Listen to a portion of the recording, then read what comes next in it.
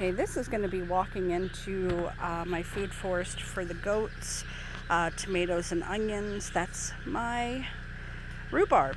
It's doing amazing. I'm going to move it over inside that tire later. You can see Kitty is sitting on the wall. I started so that this mud does not go into the goat pen we're redoing. Got some roses, blueberries, but here, let's look at these.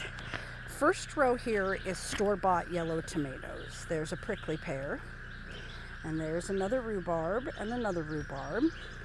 But here are those volunteer tomatoes. I could not grow tomatoes to save my life, and these were volunteer on another property we own. We brought them here, and that is this dirt. You're going to say, what the heck kind of dirt is that, right? Well, this is pure goat poo and bedding mix that I put on there.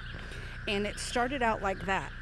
We put a little rock in the bottom to level it up, and then stumps, and then some rotten trees. And we got the rotten trees from over here, just repurposed it. So it's just an experiment to see if it really works. And there's my walking onions that my dear new best friend from a local lady gave me because my chickens ate the ones in the previous video. We now have them in a different area.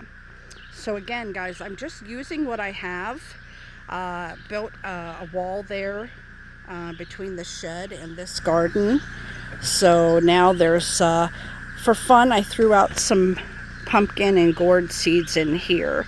So as I see those come up or fail, I'll let you know as well. So again, here's the goat forest. They'll have their food grown over there, and melons and gourds.